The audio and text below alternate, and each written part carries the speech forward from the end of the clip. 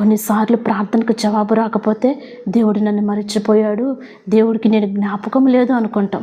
అయితే ఆయన మరిచిపోయే దేవుడు కాదు, ఆయన విడిచిపెట్టే దేవుడు కాదు.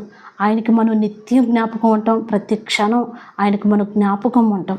అయితే మన ప్రార్థనకు ఆలస్యం అవుతుందంటే ఆయన ఒక ఉన్నతమైన ఉద్దేశం కలిగి ఉన్నాడు, ఒక ఉన్నతమైన ప్రణాళిక కలిగి ఉన్నాడు.